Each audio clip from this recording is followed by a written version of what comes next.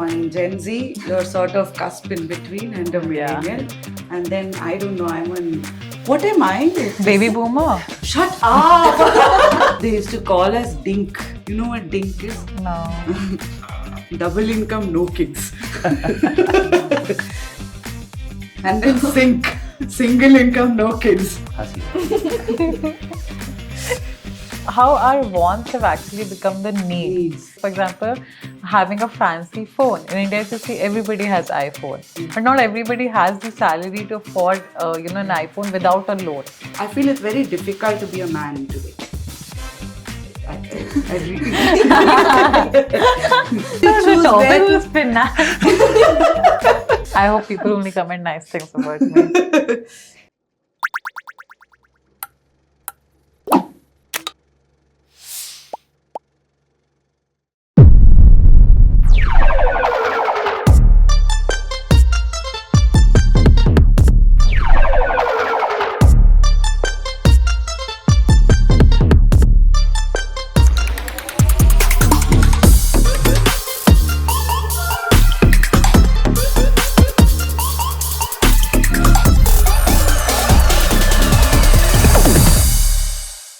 Do you guys have a joke that you No, I can don't share? have. Anybody? I don't None of you are funny?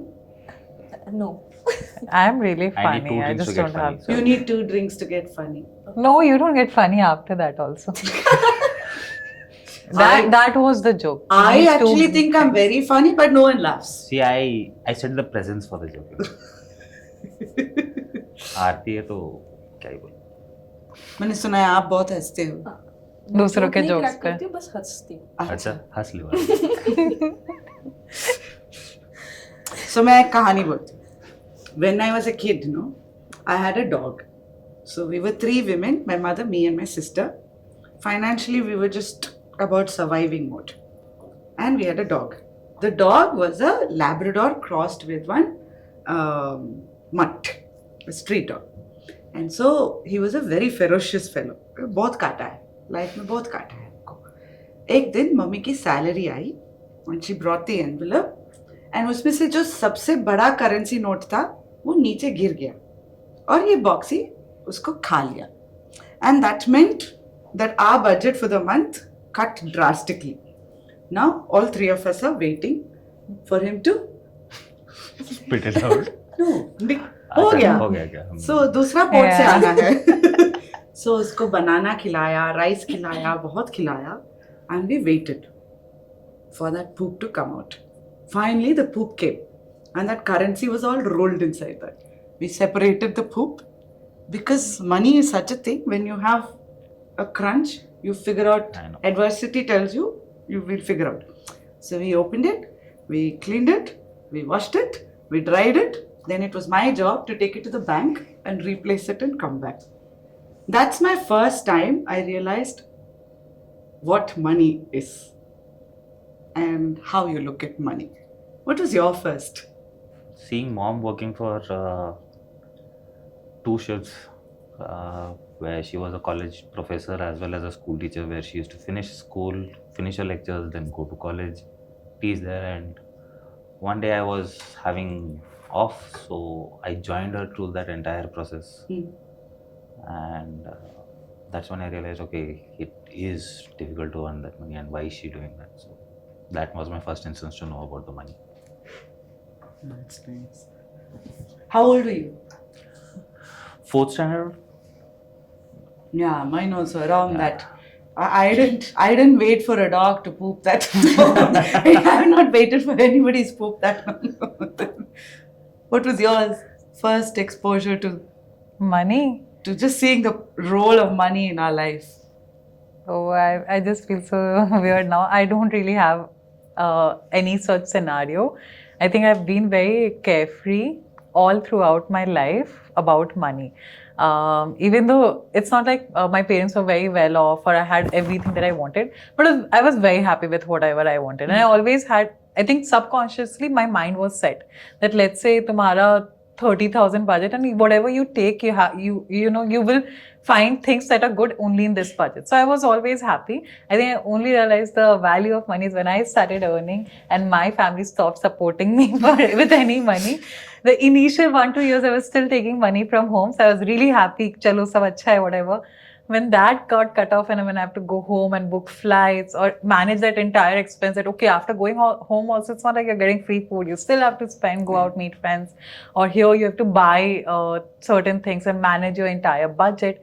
So I stay in an apartment here. Since 5 years I've been working, and since 4 years, I would say, since 6 years actually, and since 4 years I've been totally independent, only managing my own money and surviving in that. And it's been a difficult period. That's where I have realized it's come late, it's come really hard. And what changed? Like, initially you used to go back home and ask, did they come back saying, bas ab? Or what changed? Initially, it's not that I used to go home and ask. It's just that they realized that whatever salary I was getting was much lesser than what I was getting in college from them. So they eventually, they had to support. It was not spoken out, but it was understood from both the ends. Once that increased, and then they thought, ki now this is good enough salary, so you should manage. And that's where it was mutual again. Nice. They stopped giving, and I just didn't have the guts to ask again. But there's no conversation. It just There happened. was no conversation. It was just free flow, cut down. Nice. Nice. What about you? So yeah, I can relate to both of them when they are telling ki how I started. So I'm still in that situation now. So I can relate to him that my mama is also a teacher, and when I see her, it's been 25 years she is working and how she is taking care of herself, me and my brother and my grandparents as well as our home. So when I see her how she is doing, that is the question every time I get. So as of now, when I see money, it is like mental disruption, as well as I want to see money as my goal. So I'm in that stage as So money is leading you at Yes. this point. Yeah. Yeah, I think for me, for a long time, I think almost 25 years of my career, money was leading me out of face. Although I never went for a job with money in mind, I went for the job title because money automatically came, but money was a big factor. So what does money mean to you today? Because for different people, it means different things. Money means identity, safety, security, so many things, status. Yeah. What does money mean to you? My first look at money, like if I have to put a finger on one thing and pick one thing, I would say right now money is security for me. It's being able to provide the bread on the table. Soon to start a family, so I've gone into that phase and mode of how can I save, where can I get that additional income coming in. Started doing my research on okay, what are the different avenues where I can invest through. Never done it in college, never had to do it because family always made sure that it was always given to me before I asked for it. So now I'm getting into that phase where I want to be the provider, taking over that role, because being the single child, now I want to take up that role where I'm the person before my family asks, I need to get it down there. So that's how it's shifting. So for me, first is security, then leisure in life, and everything then follows. But I look at money first as security. And how old are you? If I can I'm ask you? 35 right now. 27. 24. Okay, so we have one Gen Z, you're sort of cusp in between, and a millennial. And then I don't know, I'm an. What am I? Baby boomer. Shut up! As it is, there was some comment on my you previous are a baby episode. boomer. No, that's after me. That's before me. I'm some Gen X. Grandparents were Gen X. I think you're a baby boomer. Shut up. So, one thing I realized to your point, when you were saying, is it different for a guy versus a girl? I don't think so.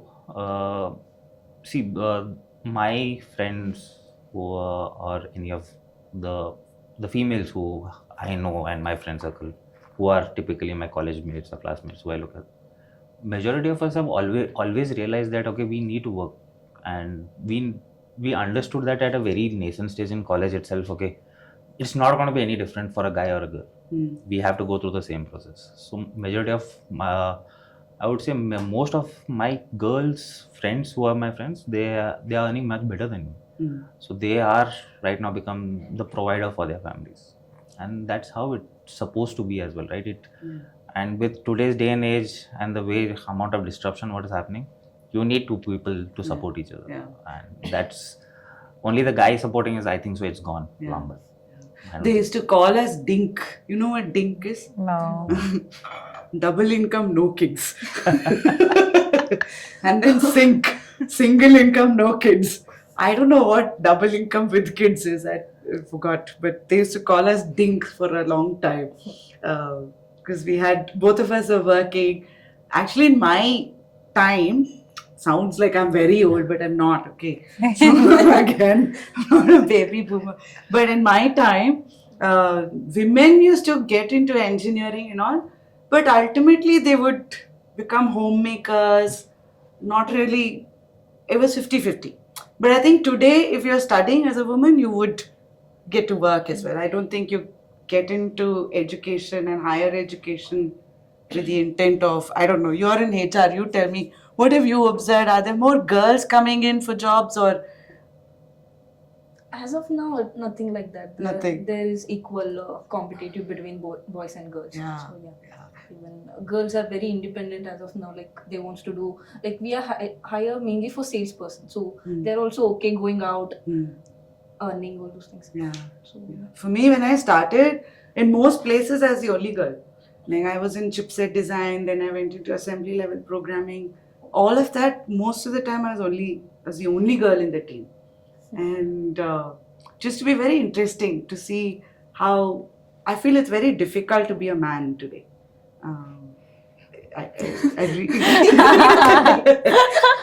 तो इतना मुंडी ला रहा है. Mundi is correct. Is it the head or some other body part? Mundi is correct. Okay. So why you mundi line so much? See, right now, if you ask me, I feel women have a much competitive advantage over men.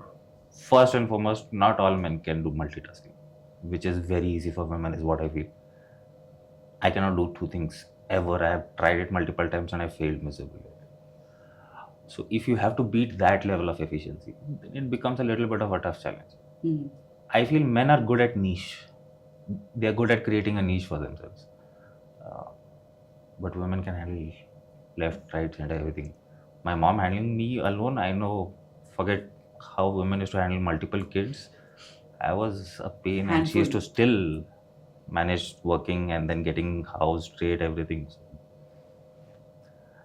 I feel they have a very much competitive advantage, and then to work along with them and beat them at what they're doing or compete with women, you need to climb that one uphill Wow, battle. that's a beautiful and interesting perspective.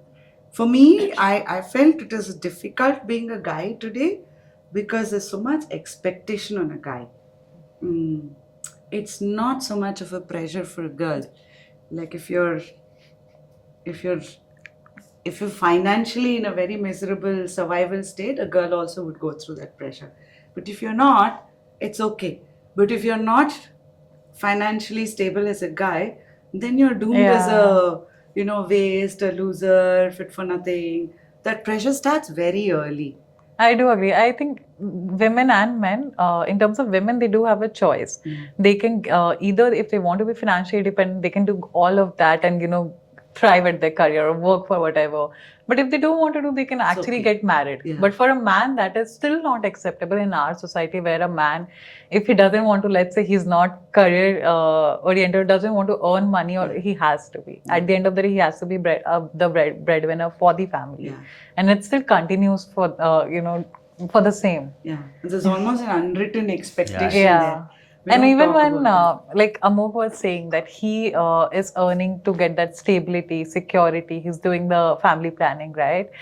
For me, or I think for most of the women start earning, I think half of the women in India start earning because to get the financial freedom. Just to, otherwise family will be like, nahi, job nahi kari, chalo, shaadi kar lo. Otherwise, till the time, that's what they say, right? A lot of people, like for me, I've come from Bihar, migrated from Bihar. So a lot of women migrate from their hometown or stay away from the family so that the marriage pressure doesn't come for them. And once they, like I've seen, actually saw my friend, she was in college doing well. She was very good with studies. She was doing something called actuarial science also on the side. And the moment she went home, they started looking for a boy, they got her married, they're not letting her work. So all of that happens, which is why women prefer working. They want that financial freedom. They don't have to go ask for their family. But security is, I think at the back of the head, it is there that, family at the end will support me if something happens. I know there are different situations for different people, but it's like a general scenario which I have seen. What does it mean to you as an identity, money? Actually, it is the same. It is freedom. Just the fact that if I want something, I can, buy it. As of now, nobody is dependent on me financially. I'm only taking care of myself, and I want to take the best care of myself that I can. So that's what I, work for. That's what I actually, So that's the difference. Yeah, that's the difference. That's exactly what I meant by it's more harder for a guy. Because it's not just about you have to think of the responsibility and the accountability. Actually, it's happening with me right now. So I'm seeing a guy, and we both are planning for future. But for me, I'm ready. I just had to think if I am ready, if my family will be okay with the guy, yes, done. For him, he's thinking about getting a financial stability so that, once he is married, he's thinking about will he be able to support, because he'll have to, in a ways, let's say support me or our future family. He'll have to support his parents. He'll have to see that he's doing well as well. So he wants to be very, very, very financially secure before he can take that next step. So I see this happening here, so I can, really relate to this being the true scenario. How's it for you? What's your relationship with money? How do you see it? So, it's been a year I started working, and till now my mother takes care of me, because whatever I get the salary, I only end up paying my rent or the travel expenses or the food. That's it. At the end of the month or in the middle of the month, I'll be in a negative balance. I'll call up my mother. I want this. They're going out. I want to buy this. I want to have good food. So all those things comes up. So for me, it's like rather than I have to concentrate on savings. But as of now, I'm thinking I have to bear my own expenses by myself. If I do that, I'll start thinking about savings. Before to that, I don't think so. I can look into savings. So if I don't understand what expenses I have, so I'm in that stage. So today it's like a means. It's like a tool for you, right? So for me, when my first salary was at 13. I sold my notes, and then when I actually got a job, I was like very excited. Like I've never seen money come to me like that, and I was like very thrilled. And I came home, and I showed it, gave the thing to my mom. She went and put it in a hundi, in a temple's hundi. I was like, why would you do that? I had so many dreams. I'm going to buy this, that. I had clear plans. Like music system खरीदना है, woofer खरीदना है. And then it went to a hundi. So I was like, oh. The entire salary? Full salary. Full salary. I would have cried right there. Exactly. And I was like, after earning, I had so many dreams. And I was like, oh, paise doge? So, but when I quit my job, the last one, is when I realized how important this is. Till then, I never went into this topic at all. When you get salary every month, and when you stop getting it, it's like an addiction. You don't know how to handle it. It's like when someone's giving you food regularly and suddenly that someone is gone. You don't know kahan se shuru karoge. So for me, I realized money was security, stability. In some ways, it was some bit of identity also. True. Like clothes I wear, things I buy. I realized I was total shopaholic, no control over spends after a point. So from there to change requires a conscious understanding of how you look at it, and then change your relationship with money. There I want to ask you as a follow through. Now you said you're expanding your family. Already हो चुका है, शादी हो चुका है कि Engaged, yes. अच्छा अच्छा अच्छा अच्छा अच्छा. So there is this concept called the sandwich population, where at some point it's no longer just you. You have a spouse, and then you have parents, and then you probably also have children. So boys or men, when they start getting into that family life, start planning finances with all that in mind. Whereas we, and it's not that we don't want to. I think we are not familiar with how to have these conversations itself about money.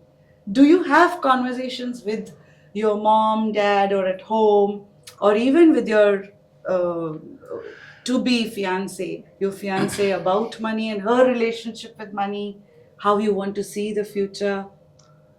I would say till COVID, I never had any kind of conversation about money with family. That was the sole provider. He ran business, and more or less, if you see in their day and age, you don't ask man how much he earns and what is he doing with his money, right? So it was kind of a taboo. That's how it was looked at. So never spoke to dad about money because he was providing me, so more than happy with it. Until and unless that I started earning, we started thinking, "Acha, I need to get married." That's when the first couple of conversations were tough, having with the father about money and what you want to do. But I believe I'm blessed that way, where he told me very simple: it's your money, you earn it, you handle your own money. Because he told me this because when he was earning, I never questioned him, what are you doing with the money? Or I want this money for my college, I want that. You never asked me for anything. You're happy with what I gave you. He said, I am done, I have enough money for my planning, I am sorted out. You do you, I do me. So that came very naturally between us. And even after saying that, I know he's always standing behind me if I need something additional. I know he's just a call away. So that way it was very differently when it came to money as such for me. With And family. with your fiance, have you had conversations about money? With fiance, yes. I was very clearly and focused that the girl who I want to marry, she has to be a provider at home as well. Because the sole reason was I don't want someone's world to only revolve around me. For them also to have an identity, them to work, to have their hands full with work and everything. Because I believe once a woman stays back at home and she's idle, it's a devil's mind. Dealing with that is much pressure than I can deal with her cranking. How did coming this back. belief come in? I want to know a little more there. So I would rather have her coming and complaining about a boss, so that I understand. Okay. Than about you. Yeah. So much more happier that. Smart move. It is. So once we decided that we want to take this forward and everything, I felt it is very important that I put forward my plans to her. So I was very open with her, saying that, okay, this is what I do, this is what I earn, this is what I get, and this is what I save and what I'm planning to invest and what I'm planning to do. I asked her, what do you want to do? The first is, I got a big to-do list, a wish list. So it is the Nordic lights to the trip to Thailand, Bali, blah, blah, blah, blah. So back end I started calculating, okay, how much do I need to earn in the next 10 years? So I told her, okay, good to have a wish list. Now let's get back on the horse and start working to get that money out. So that way we are pretty much focused right now. So she understood, okay, the reason he asked is because he wants to be able to provide, because I want to give her what she is hungry or what she's eager to have it in her life, right? So we are now in that planning phase.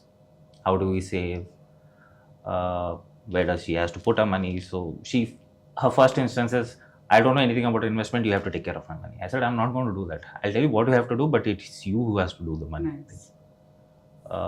We have created a system for ourselves where I have 3 separate rules. One is a savings, one is your needs, and then is your wants. Right?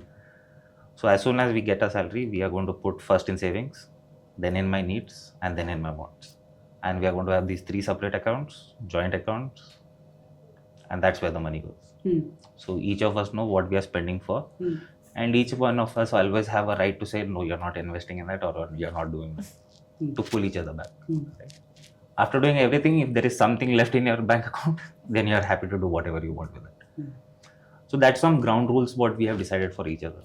So that's how we are taking a step forward. I think that's a very important one. So for us, I think at 28 or something, we were both dinks, no, and working in the US, so we had good money, and we were like, both of us were very thing. And then the market hit, and at different points, both of us lost our jobs, and that's when we realized, oh, this is not so nice. And so we had this. That is the first time we had the conversation of, okay, how do we manage together? Because till then you're still managing alone, right? When I was alone, I could spend and I could go back home. But when you're married, going back home is a different ballgame itself. So then you had to sit and talk to say, okay, because when you don't have money, it's not just that I don't have money. Mentally, you become a different personality. You get angry, you get irritated, you look at, because you've associated money with so many other aspects or emotions. And so it comes to bite you. So then we started having this model. But one thing I'll add to that at 48, I'll add one more thing to that is that saving, whatever after all that need, want in your savings, after that, what is your individual kitty that you have? I still think even there we need to save as individuals, because at a later point in life, it's not like the us that you go after, the savings of us. Because tab tak you are sandwich, you have parents, you have children, and everything you have to take care of. How will you take care of yourself and your needs? So you need to keep that bit as well as to what is mine in this whole process. I've learned this. And the second thing is, it's very common in India especially to say, I'm earning, but my husband will take care of what you talked about, right? And most men also like that. It's easier, less complicated, and it's trustworthy. Until at a later point in your life, relationship changes. Then you're screwed. So I think it's very important to know where your money is going, what's your net worth, how much you're saving, all of that very early on itself. And from what you're saying, it looks like that is something that she's not exposed to.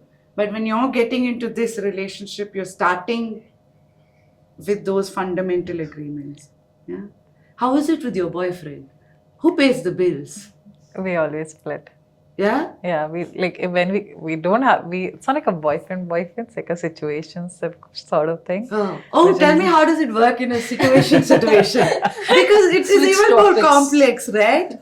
How do you split and how do you choose where to finance?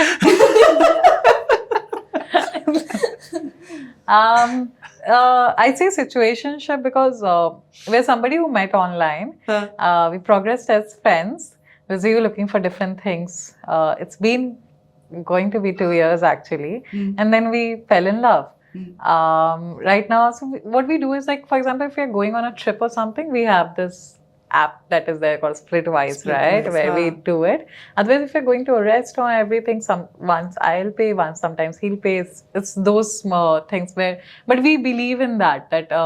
So I know that. So we both have been very active in our dating lives, and he has been on lots and lots of dates. So he was telling me that he has never, asked the girl to pay, and a lot of times girls have never offered to pay, and even if they do, they'll be like, I'll pay, and they're like, nahin, it's okay. And then the girls will be like, okay, tum pay karo. So same thing has gone. Like, I think you were like the first girl who, gave me half money or, initiated to pay. And we still remain the same thing. So we actually decided, once you'll take me on a date or there'll be some date night.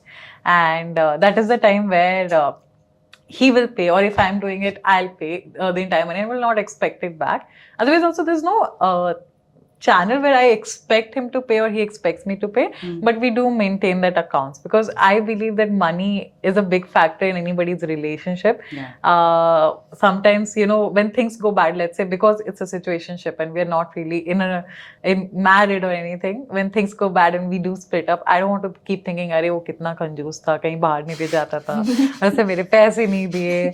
It does happen. I'm telling you, it does happen in our generation. Yeah? Yeah. Especially because we're not going to cheap places, right? In a week, I think I would go and spend 5K, 6K. In a week? We just go out a lot. So, Oh, wait. In a week, you go out for a 5K, 6K spend. so if you go 2-3 times, it's easy, right? It will be Oh. 2 people, 2 times, 3 times. Like we go out, एक दिन evening में office में दिन खराब हो गया, boss ने डांट दिया, we'll go out, we'll have like तू है nice इसका boss? dinner. नहीं है? अच्छा. हाँ. So I'll be like, let's go out. I'll I cancel need a my drink. gym. We'll go. And he does not drink. That is a great part for me. Because then I can drink for all his share and do a half an hour. So yeah, but we do spend. Like that's why in the last few months we've become more conscious. So pehle I was like, I'll not travel on scooty. So he had a scooty. I was like, I'll only travel in cabs. So initially 6 months I was only traveling in cabs with him. Then I realized that it's a lot of money. Cab with them itself would be like 1,000 rupees sometimes, right? It would happen, and a lot of times because we always go to Whitefield here or there. It does happen. Then I was like, scooty is nice. It's nice. We get to be close to each other. Let's forget cabs. So that happened. And Do then- you squeeze? Yeah. Okay, so Yeah. that still happens in your gen also. Yeah. Okay, cool. Do you squeeze? Sorry. I drive a car, so Oh, okay. Does it happen in your generation? Does it happen? Yeah, it happens. Okay. So it hasn't changed much. No, I'm curious because back then it I'm used to also be like curious. I think physical intimacy is on top right now. Yeah. Everybody is like more and more, jahan mile wahan karo. Ah. Changed, I guess. it will go like that only. Because they're all coming back. Eventually it'll come back because it talks a lot about, but it happens in your generation also. Yes, it happens a lot in Gen Zs. Oh. Lot. Like law doesn't? Tell me more. I don't know. Don't ask me that So you have a scooter? question. No. You don't. But you sit in a scooter behind or in front, you ride the bike. I do. So if you're going on a date, you sit in front or behind? Behind. So what would you squeeze? You don't squeeze. You sit behind or front? I sit behind, but sometimes just for fun, he makes me sit in the front. So because he's teaching me, Of course. so we do all of that. Of course. You know, I got caught once like that as a kid. A kid doesn't has dating, and I grew up in these quarters. So there's one uncle who saw me on a bike with my current husband and back then boyfriend. And he came and told my mother. My mother was in HR. Your daughter goes on bike. So I thought it was only our generation. Okay, so it's more in your generation, no? That's the reason they call us Nibba and Nibbis. Yeah. Oh, tell me more. I didn't know what is Nibba Nibbi. You don't know Nibba Nibbi? No! But the topic is finance. Okay, don't tell me what is Nibba Nibbi. It's you're very bringing it on present. yourselves, guys. I am telling you. Nibba Nibbi is nothing. Babu, tune khana kha liya? Yeah, Nibba Nibbi. I was a big Hey, Nibbi. wait! I am so ignorant. What is this Nibba Nibbi? Hey, if this is not related to topic, I'll tell you many stories later. No, but I want to know this. Okay, so I was like a really big, like huge ass nibbi when I was in 10th standard, and I had a cheap ass boyfriend in 10th standard. So I would pay for all the dates, whatever. We'll go for rides, we'll do hanky panky, even on bikes. So we were like really out there doing, and we have to understand, I'm from a really small city called Patna in Bihar. So it's really regressive in their approach, Yeah. while we were more than progressive Yeah. in our actions. Yeah. So once he was, I told you, right? He's a miser, conjuice. He doesn't have money. So once he was like, I told my friends about us. So now he has to give Bihar mein sasta samosa treat to his friends, right?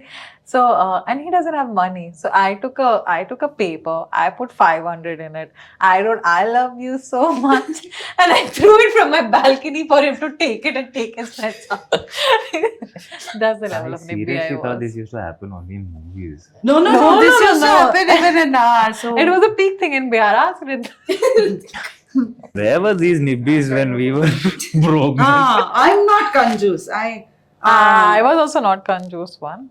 I But- was the one paying. Even in my recent days, I've been but topic is not dating. I don't no, know. it's okay. We talked about money even there. You see, 500 rupees came from the terrace. Remember?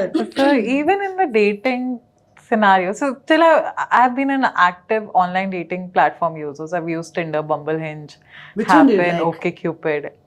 I'd say Bumble because I met my current one on Bumble, but Yeah. I've used everything, right? And when I was in college, I would never pay because no money now. But if I don't like a person, then I would pay. And in college, I would never go to a smaller restaurant. Truffles is out of the picture. Oh, truffles is out of the picture. Yeah. In college, if I'm going on dates, it's like that time we used to go to 13th floor or Hard Rock Cafe. Shut up. Or like a 5-star. Where do you go on dates? Not to those places. What kind? KFC? Yeah. KFC? Oh. Yeah, even I was taken like that only to KFC and cheap shit over there. As long as you have space to sit and have a conversation, I think so. Place does not matter. No. Place matters. Yeah. You don't know all this is sales and marketing strategy of you guys. We fall into that and then we see reality, which is very different. All of you are in retail sales, no? So you know that part over there. Oh. So where do you guys go on dates and all? The place should look like cute or Like Instagrammable. Huh? Yeah, she is actually a very ardent Instagram user. Every time we go out, she has to take 10 photos of the food we are eating, of the place, of the vibe, and then only we start eating. Do you go to the bathroom and take photos as well? And the struggle is that her camera doesn't work properly. Still, she's adamant on clicking it. my camera is broke, so I used to take her phone. Camera is broke, just like you. So how good are you in managing finances? No, not good. So do you know how to read your salary slip? Yeah. I hope so. She's in HR. I put her in a spot, no? Like, I can't say no. This will go to Sunny. नहीं सनी हर episode नहीं दिखता है Oh, thank God. तू डर नहीं वो नहीं दिखता है हर एपिसोड नहीं, कोई और देख के फिर जाके बोल देंगे ना तो अरे इतना डरो मत यार. I was just kidding. हाँ समझ सकती हूँ, but I wasn't taking care of my finances till now, no. But recently मेरा एक दोस्त है, उसने मेरे को एक ऐप दिखाया है, उसका नाम है money manager. So you can track all the expenses every day, each day. If you're spending मतलब आज आप चाय पिए 10 रुपए को, वो भी आप लिख सकते हो उस ऐप में डेट के हिसाब से. In the month, and you can calculate where your expenses are. Is it into food, the clothes? That's a cluster. So you can get the monthly end में आपको एक चार्ट मिल जाएगा, तो आपका expenses किधर जा रहा है. So I'm on it now. So I'm figuring it out. So where my expenses are going. Still, it is minus balance. So that leads me to one more question, and I'll start this way. हमारे time में ना, again it sounds like I'm very old. You I'm not. are. But one YouTube comment that I got is that old lady in this grey hair and blue color hair, she was very irritating. तो मैंने delete कर दिया. मेरे channel में आके इतनी बदतमीजी से मेरे बारे में लिख रहा है. I deleted I it. thought you were gonna say very beautiful or something. Yeah. So then they were all like, why would you delete? These are all controversial things you can keep. I don't know how I can keep those. I hope people only comment nice things about me. But to the question, one thing I realized is, I think the first time I was comfortable to sit and talk about money and what money means to me and in a more personal manner only in my 40s. Who do you sit and talk about your stress with money? With my friends usually. Yeah? Not with my parents though, but I'll tell her like ये नहीं हो रहा है, आज नहीं हो रहा है मेरे पास, हाँ. तो मैं क्या करूँ अभी? She's like, take, it's okay, I'll give you some money, सब कुछ हो जाएगा, टाइम के हिसाब से सब कुछ हो जाएगा, don't take stress. So हम खाना बंद कर देते जब स्ट्रेस हो जाता है. That's the reason I told distressful. So अभी नहीं, खाली फ्रेंड्स के साथ मैं बात करती हूँ. I ask so many of my friends that आपको क्या लगता है जब आप सुनते हो मनी के बारे में?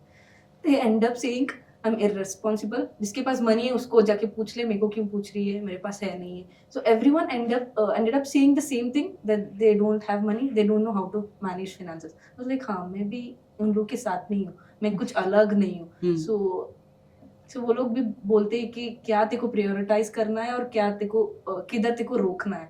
So I am in that to understand. That's it. What stresses you the most about money? Like in the future, your future and money, if I were to look at it that way, what stresses you the most? How will I manage? Still, I'm not figuring it out. So how will I manage? Still, I'm in that question, stuck in that question. Like, how will you even survive? Yeah. Not even like save and Yes. how will you survive? That's where it is. How is it for you? With money? Actually, Like, who do you talk to and She's- what stresses you? Does it even stress you? yeah, it does stress me. My money gets over really quickly. Dude, yeah, man. It's just like, And I remember, like, initially salary was low, right? And I think by the third salary increase, I was really happy. And it happened quite swiftly for me. बहुत खुश होगा इससे. And then, yeah. And then, but I thought that, okay, now I have this certain amount of salary that I'm getting. I should be really happy, you know. Everything should be sorted. And I'm not still sorted. I don't know, what was the question? Who do I talk to? Who do I you talk to? with that date. With the date. Yeah. But do you discuss with your friends? Are you comfortable talking about money? Yes, with your friends? I have a best friend called in office. Oh, the good-looking guy. No. It's not good-looking. The good-hearted guy. I see. Yeah. So I discuss all my finances with him. Okay. Actually, initially when I started working, right, and I didn't have money, and I started the same. We have had the same career growth in all aspects. And I used to take money from him, like give me loan, 5,000, 10,000, even though I was getting money from home. So he knows everything. He knows where I spend, what I do, etc., etc. So he is one of the person that I discuss with. Second will be the guy that I'm with. And if in the end I have to just crib or something, then maybe. So you do have a comfortable relationship with a set of people. And they're of different types. One is more the savings kind, one is... Which it's because we both are in the same bracket. He tells me that, you know, this is what you can actually do, or this is where you can save, or this is where you're spending a lot. And with it's more like a cribbing where, you know, where Aman is like, what are you doing with all your money? And then we sit and we make that chart that this is what I am spending. And I'm like, bahut expenditure hai. So these small things where all three of them give me different ideas. And then I don't do whatever they say. I do whatever I want and I want. If I have to shop something, I have to shop it. But yeah, these three people, I do actively discuss with them. Others, I'm not comfortable. I wouldn't even say that I have a money issue or I have a lot of money. I'll just be happy. Parents? No. No. Parents, I only have mother.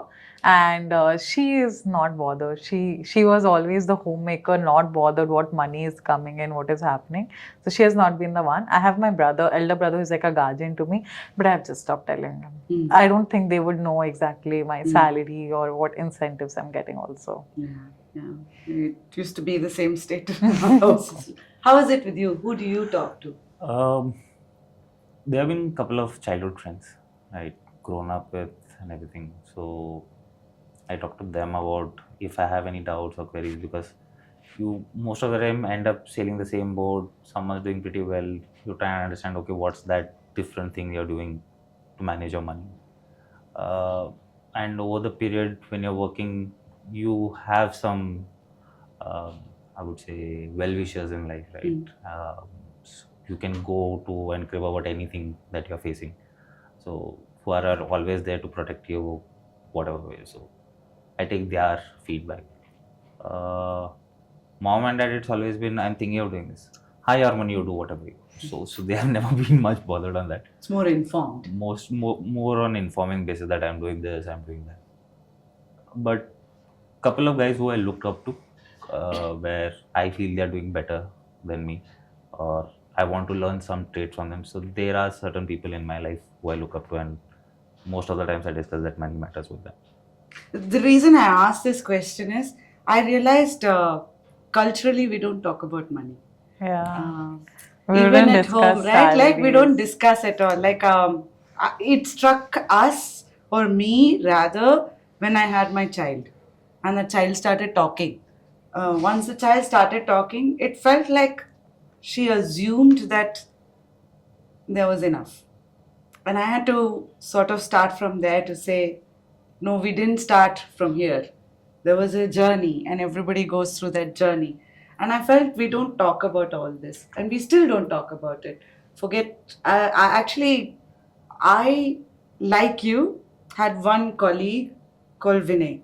And Vinay was just like me, very lazy with money. Lazy meaning you are earning, okay, there's some savings you're putting somewhere. Beyond that, it's a means to whatever you want. So we both like travel, so we would spend pretty much everything on travel. Tax savings, all that we never understood. And I was not discussing it with anybody else except my husband, and I saw what he was doing. And I felt like he was more informed. He would do reading, he would follow a bunch of blogs, and I don't know if he spoke to friends, but he somehow knew how to manage money. And so for me, it was just like, okay, it's been taken care of. That's it. I didn't have to worry about it. Till much later, I realized what is the point of earning if you don't know how to even manage and understand it? And I feel it's very important as a family to talk about what you earn, how to go about it, what are pitfalls in it, what to watch out for, because we don't do that at all. And then when adversity hits it, suddenly we realize, oh. So has adversity hit you all anytime with money? Yes. How did you feel? What did you feel? What did you go through? This happened when I was in my 7th standard. So father runs a petrol pump. So we own a petrol pump. We were the highest sales winning award for consecutively 2 years in South India. So we are well off on that perspective. And one fine day there's a robbery at the petrol pump. We lose out on a huge chunk of money. There's a lot of hospitals, police station, all that, and one fine day, from having a lot of, we are well off, we were out of our entire savings and all that, because we did not have back planned anything. So we were living as per the day, with Paycheck to paycheck. because we were living a very lavish life, right? So then all of a sudden, when I told you, right, mom had to work those multiple jobs to make ends meet, to pay my school fees, my tuition fees, to get me those clothes and everything. So from sitting in a car, relaxing, going to Goa on every weekend, to trying to make ends meet. So that was tough. Like when you start listening to your parents discussing about where did that 500 go, where is that 1,000 money, why did we spend that additional money at that time? Where earlier we never bothered ki the 500 was here or there, and it used to be lying around here and there. So that actually changed me as a person, how I saw money. So for me it was very clear that, okay, unless and until this is taken care, then rest everything falls through in its place. It's very foundational. So that's how I saw money. that was a setback which made me realize the value of money for me in life. Have you ever gone through adversity? So my family was not really very well off. I think they were okay, doing okay. My father used to earn, was the earning member, but he was a miser, I would say, or or maybe very like there's something called spend thrift where you spend a lot. He was a saving thrift where he would save a lot. So even for small necessities like getting a new clothes set of clothes for your child for Diwali or Holi, it's like a major festival, he wouldn't be bothered. Or doing something, let's say, like having a nice home. We owned a home. That is where we were secured. We had a car or we were secure. But, he would not invest in doing something better. Or, ghar ko sajao, bachcho ko dekho. No, not bothered at all. And even the savings that he did was not really saving into bank or buying some policies. No, he saved in a way where he loaned a lot of people, and he said that initially what would happen, a lot of people, so my family and all, a lot of them are into contracting business. What they would do is they'll take money because for them getting loan from bank was difficult, and then they would give my father on interest. He'll give like somebody 2 lakh, 3 lakh, 4 lakh, aise karke he gave in, and then he was not no more. So when my brother now, I was in school and he was in like first year of college. And when he went to ask for money from these people, half of them have run away, not giving, whatever. So when he was no more, we didn't have any savings. So although directly I did not experience anything because that's what my brother was the pillar of my family, and he still is, and he took care of everything. But I think for him it really affected. He had to drop back from his college, come here, take care of us, do everything, make sure that I was going to school, because we were all going to nice schools, nice colleges. Pay everything, take care of my mom. So my mom is like the most not bothered about money person. She was clinically depressed throughout her life and has been like that. So she was not bothered. So he was the one who became like a father to me, to my mother as well, where he took care of everything. But for me directly, it never affected it. I was so sheltered by my family. Even as a kid, I was very sheltered by my mom and my brother, or even my father wouldn't say anything. And for me, if I don't really care about new clothes, whatever. I think it's a subconscious thing, because now I buy a lot of clothes now that I'm thinking about it. Like I'm spending in everything that maybe my father didn't provide. But I was sheltered in a way that I was not sad about it then. I was okay. But my brother was the one who did take care. We saw that adversity, like that situation coming in, and he is the one who sailed us through, like, got me into a college and got everything done for us. Yeah, it's been my mother for me. For us, it was like, once my dad passed away,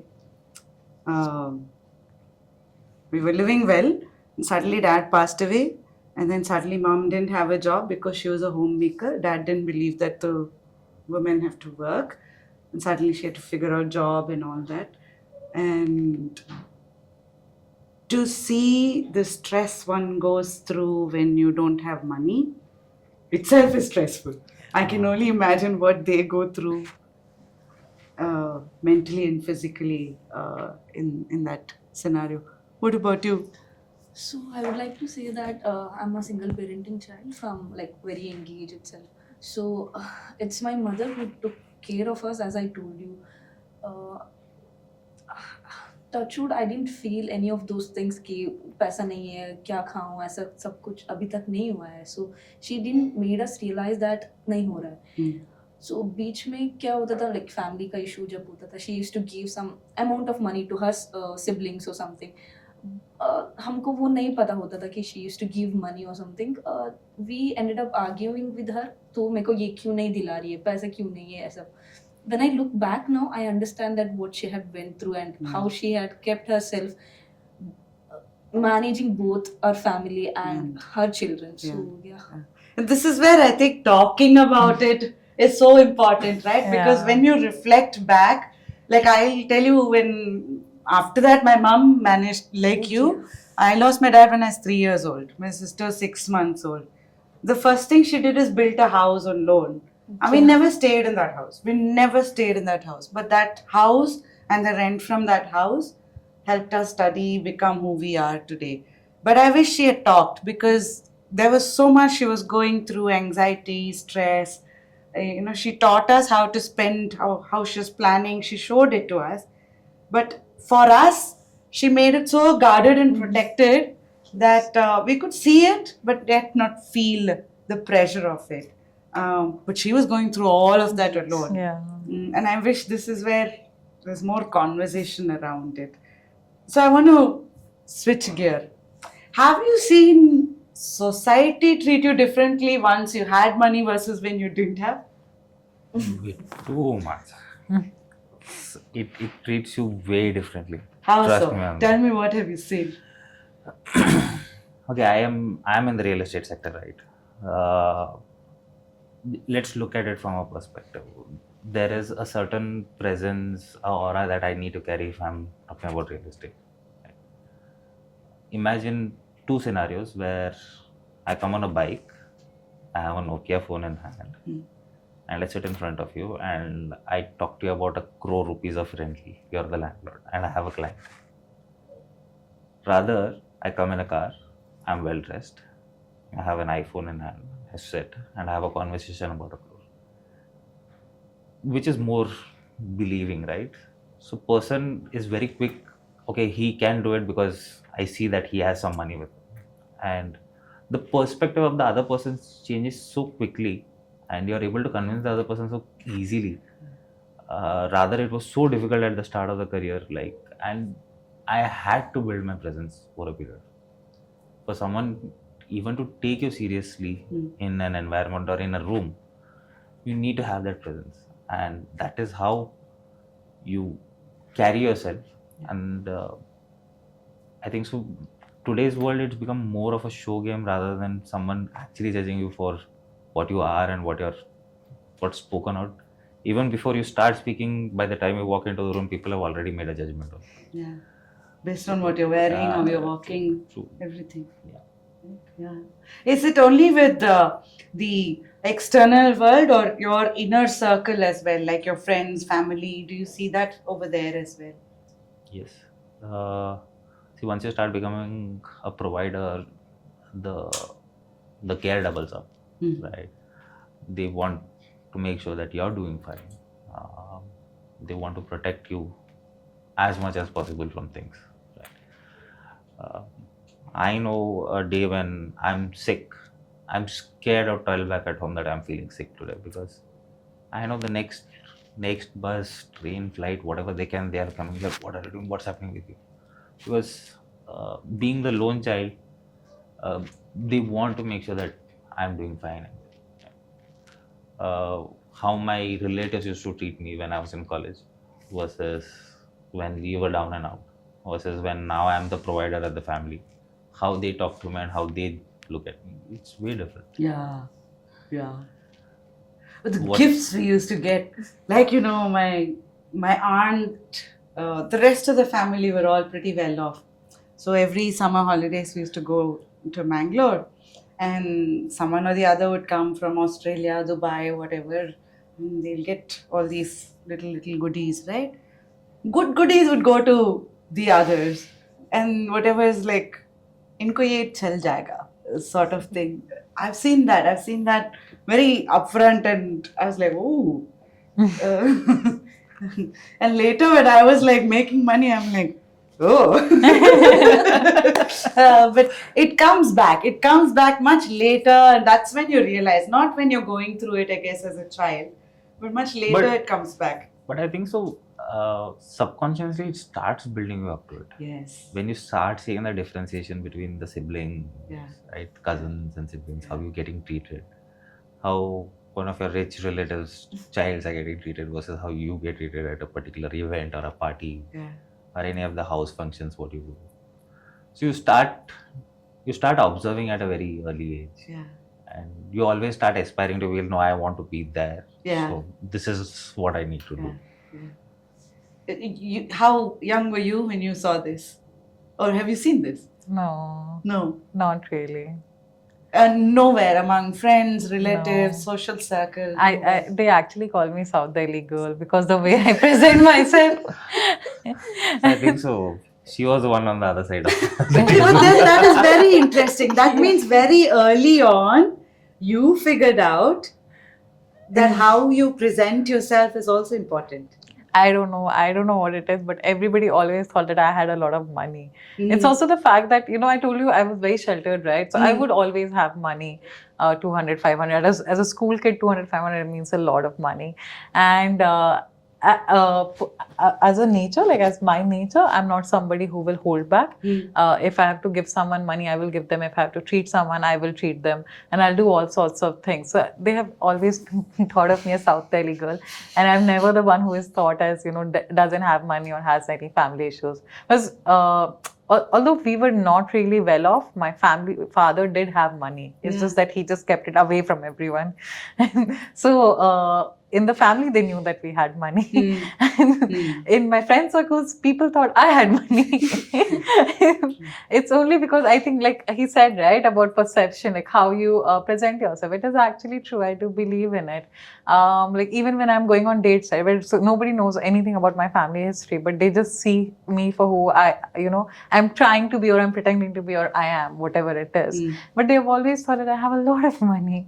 I don't know what is it. Yeah. But unfortunately, I never had to face it. But it's just like one small story that comes to my mind, and I like really stress on it to think about it.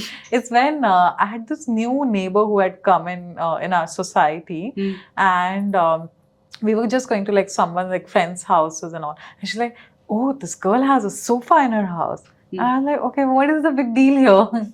It's just, and then I thought, oh, I don't have a sofa. Is this a big deal that, and then we were like really kids, third class. So tab ke time pe na, in our living rooms, there used to be beds, like those divan that they call, where you can store things inside. Sofa was something that maybe came, and I'm talking about Bihar. So maybe you all are from a better city where, things are moving faster. But Bihar is like 10 years before. Yeah, So yeah. sofa is like something Big ki theek deal, hai, haan, yeah. thoda baad mein. And I did not think of it as a big deal. But I just thought, oh wow, sofa is my ghar pe. I was like, oh okay, maybe. But that's just one part. Apart from that, I have personally been fortunate to not feel that way where, they're treating me different. I was treated the same. I think if there are gifts that have come for people, I will not wait for who it is given to. I will just go and take it. What about you? No, I guess no. I No. didn't feel that differentiate, because back in college, I used to give money, we used to go out. That is not a problem, I guess. So now spending money, like when friends call us to go out or something, we ended up saying कि नहीं आ सकती हूँ क्योंकि मेरे को दूसरा plan है. सच ये है कि पैसा नहीं है. So yeah. Yeah. Actually, I've seen that lifestyle change in me. It's a very conscious lifestyle shift for me from after I quit the corporate world to this podcast. This is a very poor line to be in. And the intent was not to make money from this either. But when you take money from your savings, it starts, it starts biting you from everywhere. You start feeling the pinch of it. So I consciously went through a change in lifestyle. And then I found this thing of, I've noticed, that's why I was asking you every weekend, what is your expense? Because that used to be okay when you're working. But when you're not working and you're taking your own savings, it starts becoming like a very obvious thing. Do you really want to do it? No. Is this really worthwhile? Why do you have to go out and spend? You start questioning some of this. But even very early on, I'll tell you one date I went on. I think I was 18 or... I just second year of engineering. So like 30 years before.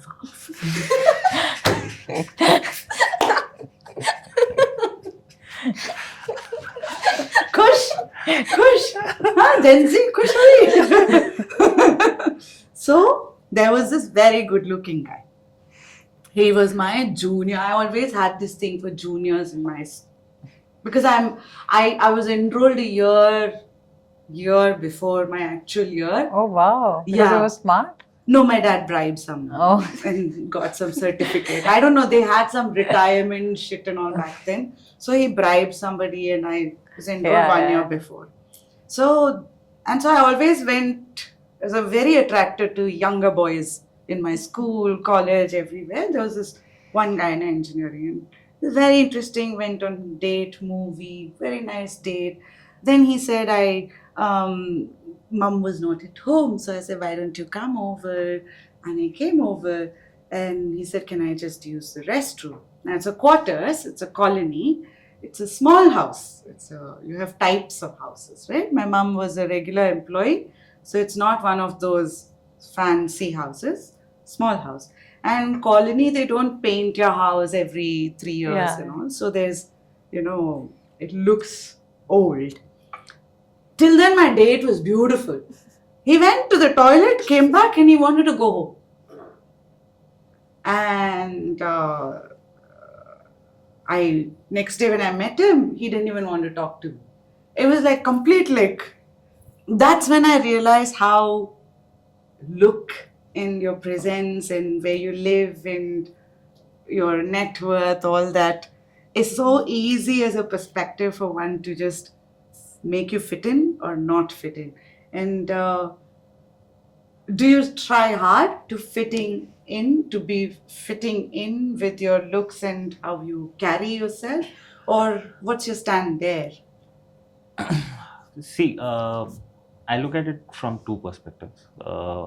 One is there is a necessity that I would say I would do certain things to comfort the other person, but to make him comfortable, to build in that trust factor, there are certain things that you have to do when it comes to money, like at least a basic presence, so that he can, from the first looking, and build in that trust factor, right? But there are other things what I see where people try and do fancy cars, buy fancy cars, even when they don't need it, right? Just to fit into a particular circle or a cycle. That is something which I don't believe in. I would rather do it to comfort someone, but not try and fit into someone else's shoe or some society standards that you need to be in a particular way. I would not do that to the extreme ends, because there are society sometimes takes it to way too extreme, Extremes. right? And read a couple of articles recently where couple of influencers, right, who just to keep their presence alive used to rent cars and show that I own so Yeah. many cars. Really? Yeah. And I was like, that is such a big foolishness. What are you trying to achieve through do that? Rather, I have little bit of money. I know my society. I know my people who I want to be around, and I would rather do that rather than trying to please the entire world by doing something else which I don't, which I am not. Yeah. So you're very grounded at this point with money. More than, yeah. Actually, this article was there about Priyanka Chopra. So there was a time in her career, I think around 10 years before, when she was not doing well, like really not doing well. And she bought the first luxury car, like this particular, I don't know if it was a Rolls Royce or whichever that luxury car segment is. She was the first one to buy that in India. I think it was a new model or something. I don't remember right now which one it is. And it was in the news that she did that only to show that she's not facing any financial issues and everything is going fine. Even right now, there are news, right, that she's facing a lot of financial crisis. They're not doing well. That's why they didn't come for Ambani wedding, because Ambani didn't pay for the flight tickets. Or yeah, it's in the news. Oh, is it? See, Gen Z's and I'm not. we know. Me neither. I am like, oh. And that's why she didn't come for Parniti's wedding also, because that was not paid. But recently she came for a Bulgari's event, because obviously Bulgari is paying her. Yeah. So, and that's how bad. And so they stay in a very nice, luxurious house in somewhere in US, right, where she stays. That has a lot of celebrities, and they have now filed a lawsuit against the people who sold it, saying that it was in a default state. It's moved to a much smaller house. It's because of the financial constraint that she's saying. So I'm a very active Reddit user, and these conspiracy theories are there on Reddit. But it does seem like they say that she's just putting up a facade that that she's filed a lawsuit and everything. But the real factor is that she's not able to pay the mortgage, which is there on the property, which is why she's doing all this, because she's facing financial constraints. Nick's concert, like her husband's concerts, are not doing well. There were apparently tickets that were going for free on the last day, which they were selling outside the venue because there were no people to come in. And they wanted it should look full, right, for the next marketing gimmick that it's going well. So all of that was happening. So that situation where you said that you have to pretend someone, I think Priyanka and Nick fit in the file. Very interesting one. I didn't know. So for me, Reddit, I look at there is one discussion thread called "Am I an asshole?" Yeah, Oh, I love that. You should check that out. There's one all Pick kinds Me of stuff. Girls one. There are a lot of ones. Oh, that you know. also my friend. Am I the asshole has now actually moved to Facebook as well. It is called AITH, I think. Look at his face. He's like, "Kya ho raha hai yaar?" I think he's older than you in this situation. You guys know this channel? Am I an asshole? Yeah. No? Thank you, boys. None of you? Thank you. Oh, so is it more a girls thing? Shut No. Because we guys are very clean. But the thing is that guys will be an asshole and not think about it. Although on women, they'll just they have this habit of overthinking. Yeah, so I'm just saying like, both sides. कुछ नहीं बोला इसके लिए, बस ले लिया. बोलने वाले बोलते रहते. देखो, see. So they don't care. They said it, whatever, they'll do it. But women will start overthinking. That's why they put this. Like the entire AITH, if you read about it, just like women saying, I did this, but do you think it's right? Or am I being the asshole for doing this? अरे बहन, मतलब adult है. मेरा first episode में ही Apple gave me A rating. No, if you've done it, just like live by it. ना क्या अभी सोचना? Delhi Soho girls swear like that. Penchot, no? Yeah, of course. Is it chot or chod? Chod. Chod. So different people will have different pronunciation because they call me South Delhi. I actually say Bhaya. So that's why they call me South Delhi because a lot of my pronunciation is like that. That's so having seen it through your childhood and then reflecting on how financial freedom and financial awareness, independence could really change the game, not just for her but for the entire, for you guys as well, right? Yeah. What do you think if you were to change things, having reflected back, if you were to go back and see what are things that you would give as suggestions to any family? Oh, I would tell my father to spend more. You really have a short life, which unfortunately he did. So you should really spend more and have quality time where it comes with a lot of money. Like I believe that quality time, you will have to need money to have a good time in life. And even though he had money, he didn't really spend it on us. So it became like a miserable childhood only because he thought that he's saving for my future, for my marriage or my education or my brother's same things. But we could not set those memories. We didn't have those dinners where we went or going out to a Wonderland type of a place. We did or any vacation. In my entire childhood, I've only gone for one vacation, which is not a vacation. It's a what do you call religious? Tirth yeah, like a Tirth Yatra where we went to get bald. That's the only trip we have taken as a family, which is very sad to think about it. Like right now, if I have to prioritize, I will prioritize going on trips and making those memories, which my father did not. So I just wish that he was able to manage those. And maybe, instead of doing these indirect savings, that he did and gave loans, he should have invested into something more secured where we actually could have a secure future in the and for me also, I think I should have saved more. I was so sheltered, so happy with my life that I only lived day by day and I spent every money that I had. I think I only started saving in the last year where I was like, I have to now start saving. So even if let's say I get a large chunk of 1 lakh and I was like, abhi to kuch hai nahi, I've shopped so much, I don't need this money. I'll go give 50,000 to my mom. I'll be like, do whatever. I'll give something to my friends. I'll go spend here. I'll do all of that. But I will not think about, 1 lakh, I'll let me save this money. So yeah. That's a very, I can reflect back on my own journey as a child to today. I think there's quite a lot to learn from that in terms of how you save, how you look at money, how you look at life.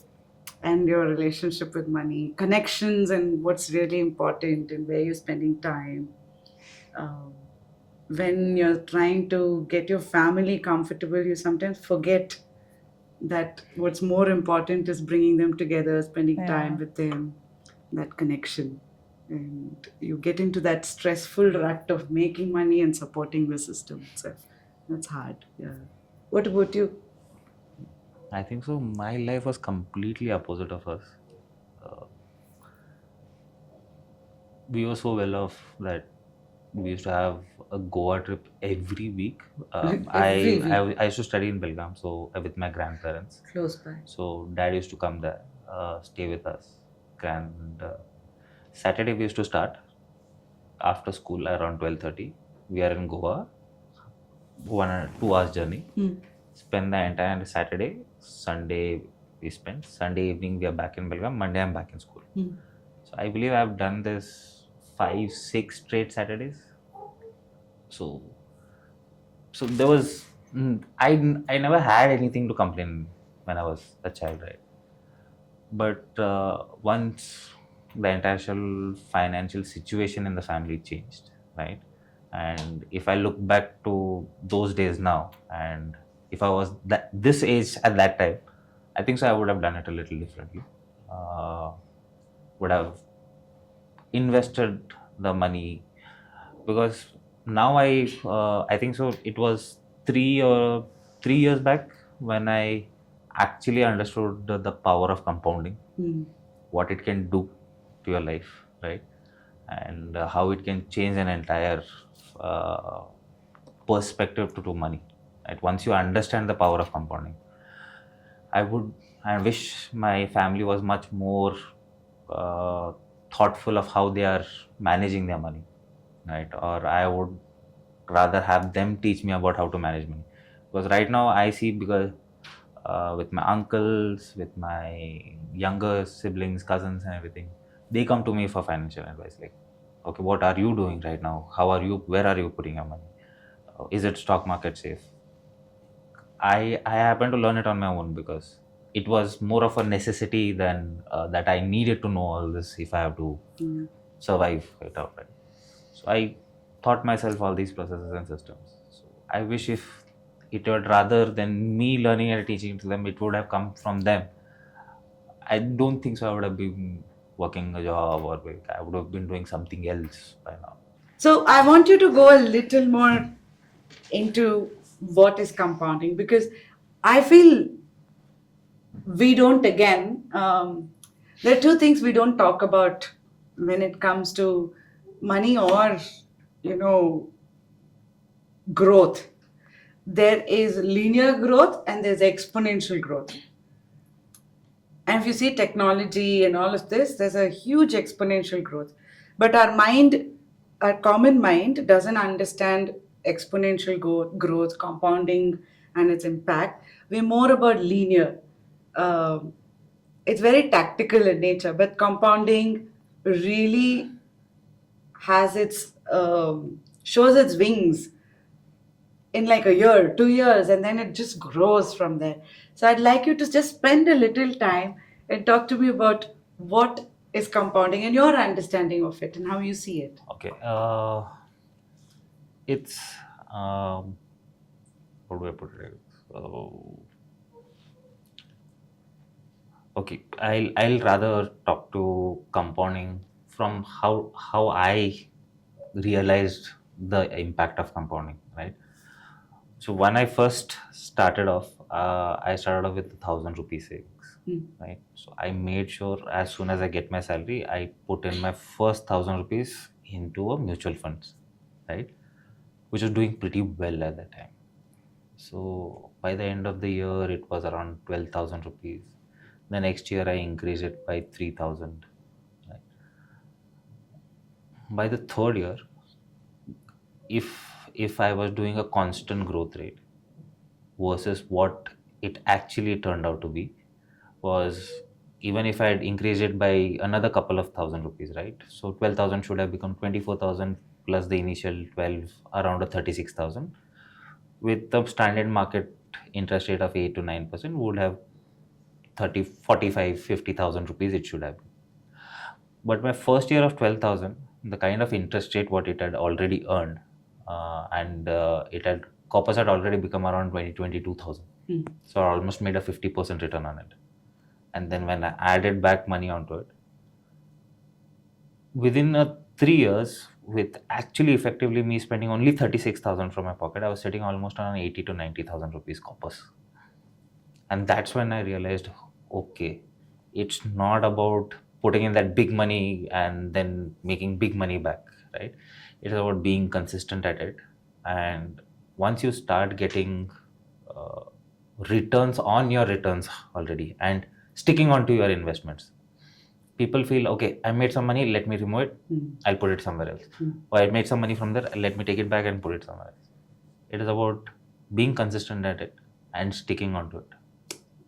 Let it sit.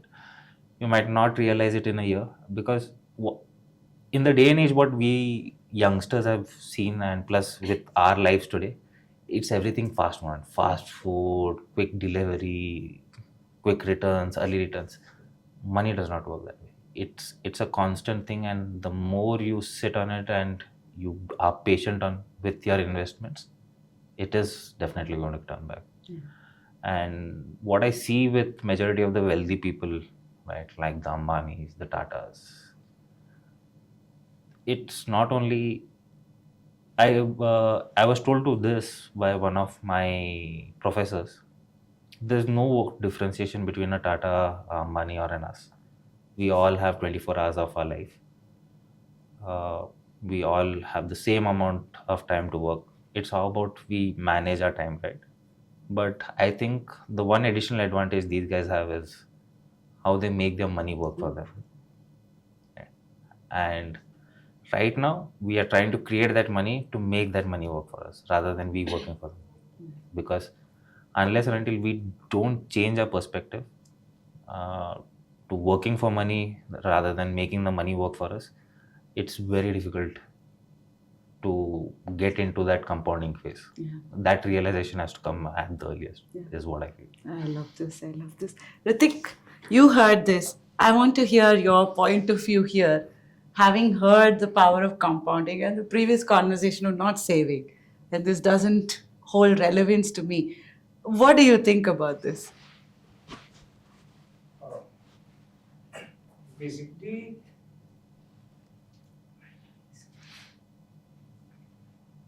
Mike, कोई बात नहीं, ऐसे बोल दे तो यार. हाँ. कोई बात नहीं, बोल. मीनिंग क्या रहेगा जब उसकी बात ही नहीं आती. हाँ. Basically, saving. क्या चाहिए भाई तेरे को? माइक को सुन. हाथ में पकड़, कोई नहीं. नहीं पढ़ा. वैसे क्या टॉपिक था, मैंने सुन नहीं रहा. Power of compounding. Now that you सुना what he said about compounding? नहीं. क्या नहीं रहा था. माइक वापस दे. Basically, तो start कर दिया था, but No, I think it's very important to understand this because I'll tell you, the guy who drives my car, right?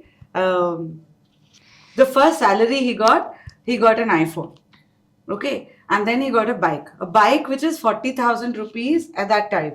And that was second hand. And his salary is much less than that. He'll probably take 4 or 5 months back then to actually even make that kind of. But he already had a loan. And so I was telling him, ऐसे नहीं करते हैं. You need to get to a point where money starts working for you. And that's when I realized, and we'll go to that next gradual conversation as well, that the world is very consumer centric. It's very, it's figured out every bit of how we function, technology, everything is very capitalistic in nature. It's about playing with your mind and teasing you to spend and spend and spend and constantly spend.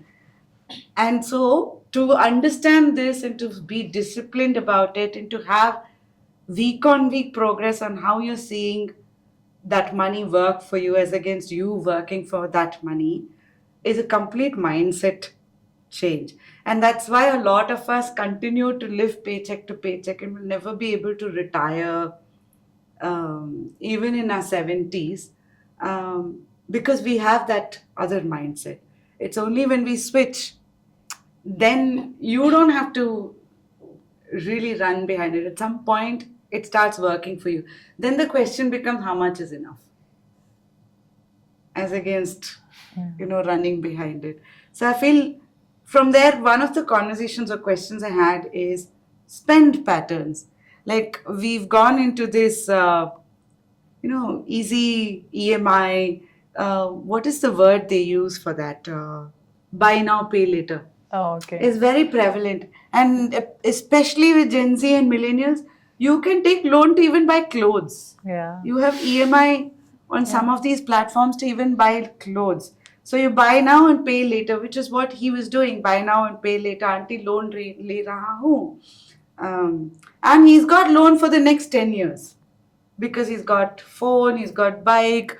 Suddenly he's got married, so his wife needs a phone, his brother needs a camera. It just goes on increasing and increasing because we're living in that space or that world of consumer market, and we're always bombarded with these feeds. Yeah, it's how our wants have actually become the needs. You know, how marketing or how it is going, where everything, like for example, having a fancy phone. In India, if you see, everybody has iPhone. But not everybody has the salary to afford, an iPhone without a loan. So it's like a need. Arey nahi, iPhone ke bina. Yeah, or small things, like having so many clothes. I also actually realized this last year that, so many things that I got because I thought that I needed it is actually just a want. Just last, year, I donated 45 kgs of clothes, my personal clothes, and I realized I had so many there. I was just decluttering, and I realized everything is just a want. It's not like I need certain amount of clothes, or you have to be presentable, yes, but you don't need 10 outfits for one trip that is only 3 days. Like every time now we go for a trip, we buy. It's a subconscious thing. Trip pe jana, you have to buy new clothes, new set of shoes, whatever. So it's become like a want has become a need. No, you do need it. You can't repeat it. You can't be seen in the same clothes every time, or small thing. I'm sure Amogh as a boy doesn't relate because ऐसा नहीं है ना तो आपके पास. But I can relate with this. Before a trip, we spend. And then during the trip, we spend. We spend. We come back, and then we are like, we need a vacation to recover from the trip. So I went to Goa for the New Year's. I spent a lot, right? Like it was New Year's, of course. Even though I am like a budget trip person, I'm not a lavish person. In Goa during New Year's, I was staying in these beaches or only paying 3.5K per night for a room, which is crazy on New Year's. I got really happy because I did that girl math that they say right now. Because I went to a casino. I was like, I can't lose all my money. So I put only 5K. And I got 25K, okay, as profit. So it's like, this is girl math. No? Now my entire trip cost is free. Although I spent almost 50K on the trip, I'm like, this 25K includes, 5K that I actually invested to get this money. 2K ka passes that I had taken to, or like, I think 5K ka passes, something passes that I had taken to enter there. But no, in the end, 25K I'm just saying as profit and my entire trip is done free. I'm very happy. So it does happen. Like for us, I think it's a big thing. Is it different for Gen Z? Might be. What question was that? Like how are your spends? Like, do you get very attracted to all these personalized ads that are coming for you? Like you're all social, any technology you look at, whether it is any platform, they're always bombarding you with ads of something, some clothes or some bags or something. Yeah, we get attracted to it and feel like अभी मेरे को ये चाहिए क्योंकि शायद उसके पास भी हो सकता है. I want to look good in front of them. Maybe अभी corporate job शुरू हो गया. I want to look presentable, all those things. We ended up buying a lot of things just to look good in others' point of view. Not for ourselves, might not be, but for them. So we ended up purchasing. So you go into this EMI model, or what do you do? No, as of now, no EMI or nothing. Okay. Okay. It's mother. Okay. So all of you have credit cards Yes, and you all use credit card. extremely. Okay. So Never use. Ah. Never So use my credit card. I didn't know this. Okay.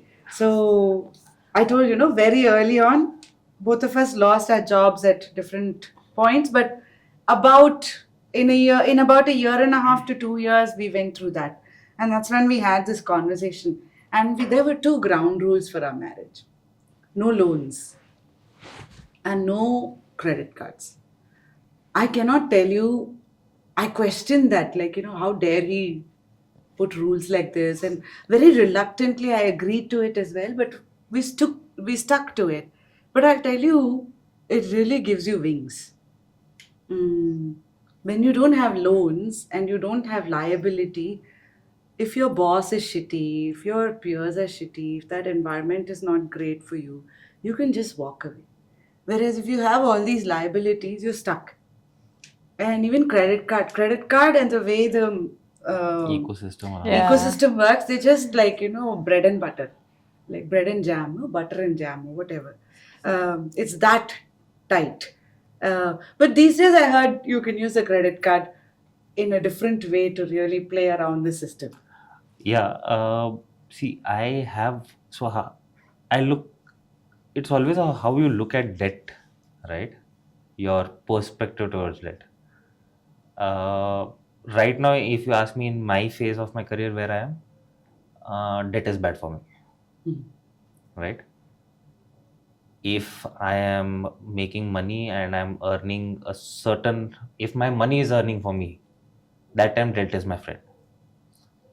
That's how I have realized debt as. Because today's day and age, where I am working for the money and I'm trying to build my corpus, right, to start getting my money to start churning out returns for me. If I am earning a interest rate, or if I'm making around 11-12% returns from the market, and if I'm getting something at a 8% interest rate, I would happily take debt. Because I know that I'm still making that additional 3-4% and I'm still secured from that perspective. But today, it is something which ties me down to Sarah.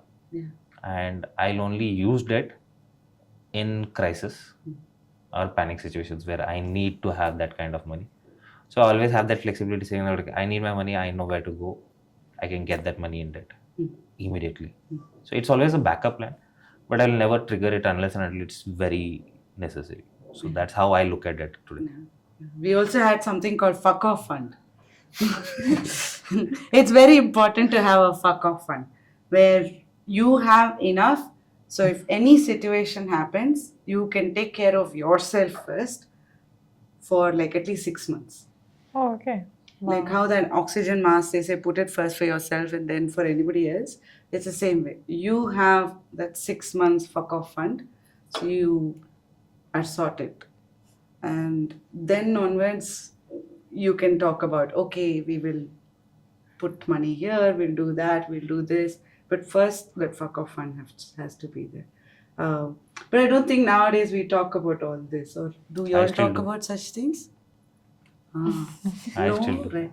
Yeah, see, we're at least connected in this. You all are like dismantled there and disjointed. Acha, one last one. How do you stay informed about money management? उधर से चलो नहीं इधर से अच्छा उधर से शुरू करना नहीं इधर से करो Either say that. अच्छा वरना सेम कॉपी पेस्ट मारेगी ना हाँ सही है she checks on ChatGPT. हाँ you use ChatGPT हाँ जब ईमेल लिखना होता है जब कुछ लिखना नहीं पैसे के no okay so then how do you stay informed on How is what are new things that are happening with respect to finance management, savings, and do you guys think of buying property? You all are all in real estate, right? I want to build a Don't house. ask me that We You do. already have a land because it's a plan of my mother, Anna, and me. So we are on it. So yeah. Good. Okay. So because I had read that most millennials and actually Gen Zs no longer are interested in owning a property. Okay. I want it. Even I want to. You want to? Yeah. I'm Okay. already planning for it. Maybe in the coming 1 or 2 years, I want to like first prioritize getting married, and then understand how both of our finances work together in terms of managing our family, our finances, saving, etc. And then see what pool of funds I have. I do want to invest. My brother and I actually were thinking of doing a joint investment, but now I'm thinking I'll move to my husband and do a joint investment. Actually, that's a very, very, very important thing I learned recently, 2 years back, is that before marriage, you need to have a conversation about your relationship with money and your fiance's relationship, like what we talked about. And then you should also have a conversation of our unit relationship with money. Yeah. And that is what is the fundamental grounding, because apparently there are different types of spend habits. Like you might be a feeling person. आज ना बहुत खुश हो रहा है, आज बहुत stress हो रहा है, so I'm going to. But you might be a full thinking sort of a person. My relationship with money would be like, it's very methodical, it's structured. And then if we come together, then you will feel horrible telling him I went and shopped and came, and he will be like, "Arey, what is this? Why is she not understanding it?" So there's a fundamental issue in the marriage when you don't have the units relationship of money understood. Making sense or? That is making sense. Long way to go. Maybe. Yeah. No boyfriend? No. No boyfriend. No boyfriend. ये भगवान no boyfriend. अच्छा, video में इसलिए नहीं बात कर रही है? No boyfriend. हाँ, आजकल बॉयफ्रेंड नहीं होता है. many dates होते हैं. Situationships. Oh wow. Most what I've learned recently about relationship. She meant many, not one. So many. Yeah. हमारे प्रोफाइल पे एक लाइक नहीं आता था आज तक. हम लोग गिनते रह गए. Sorry, I'm asking you this because, man, I didn't have such luxuries. So It's just that your age didn't have social media, online, etc. Right? Yeah. आपके टाइम पे तो कंप्यूटर डिस्कवर हुआ होगा, मतलब इन्वेंट हुआ Internet होगा. शुरू- invent All the way back to Ice Age. नहीं, हमारे जमाने में इंटरनेट शुरू हुआ था. इंडिपेंडेंस मिल गया था.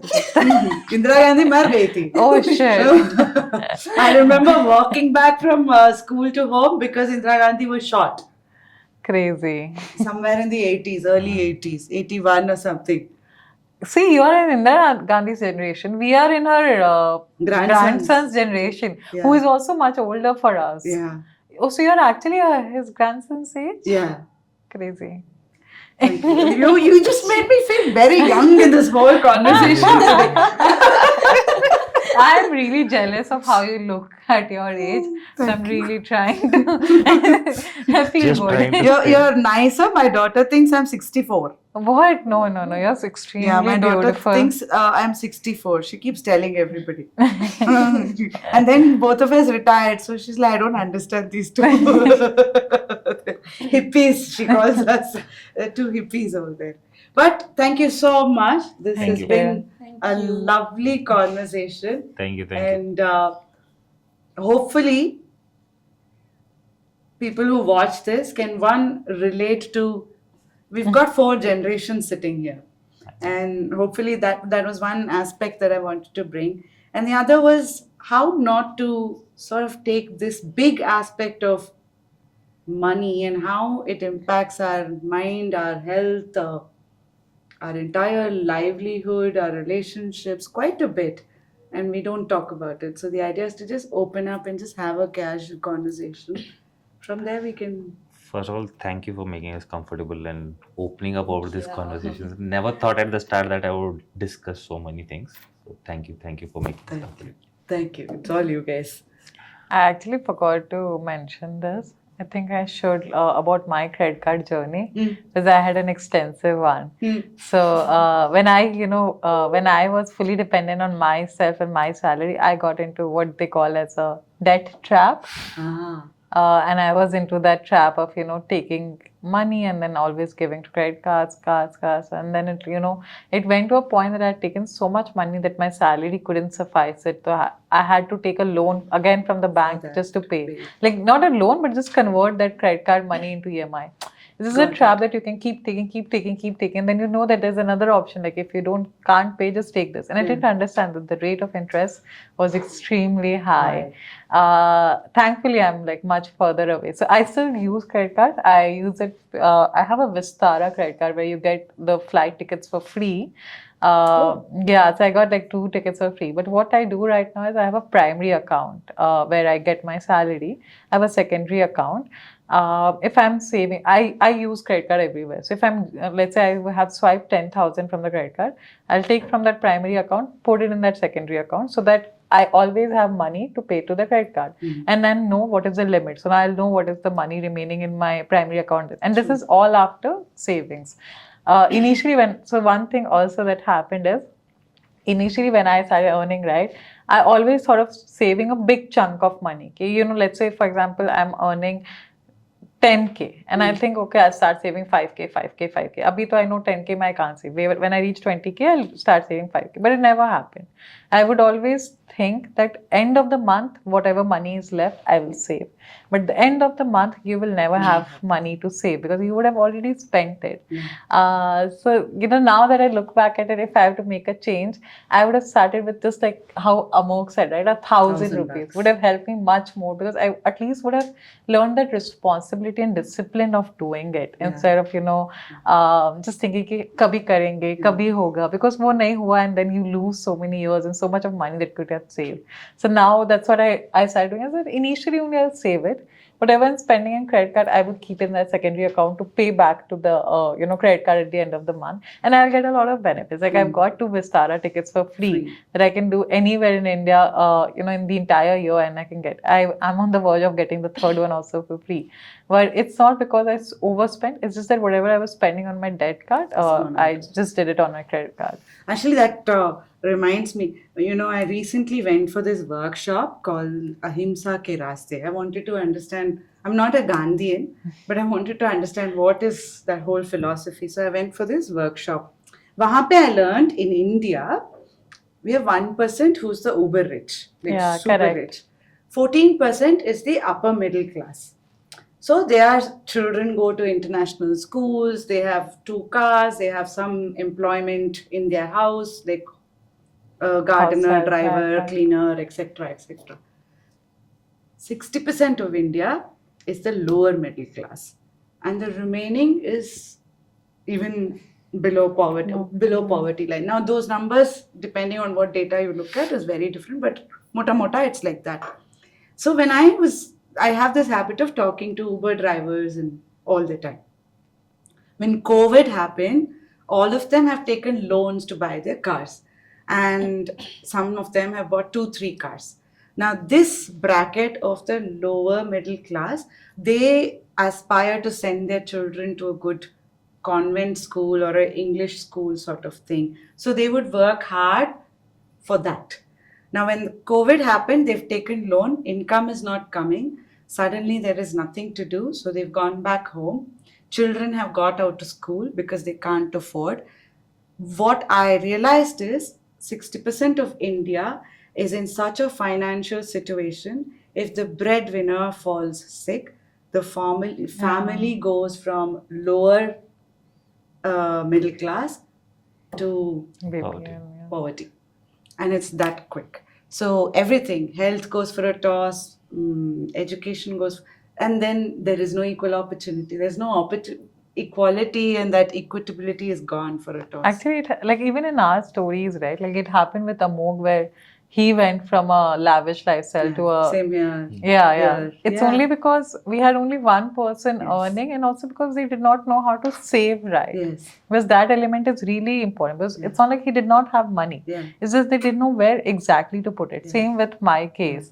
They didn't know what to put it. Or, like your cases where you could not anticipate that this might happen, and then you would, go there. Which is really bad. And I think what happens in our generation, it's a very me generation. I only think about me. So till I get married also, I'll not think about कि future में क्या है, especially for women, men of course. घर से it's like India में ऐसे बड़े हो रहे हैं and ऐसे सोच हो रही है.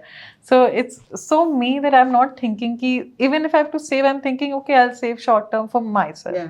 What I have to buy for me. I'm not thinking मेरा बच्चा होगा तो how will he study? Yeah. I already say I'll send my kid to a government school. Because that's how unbothered I am right now. Yeah.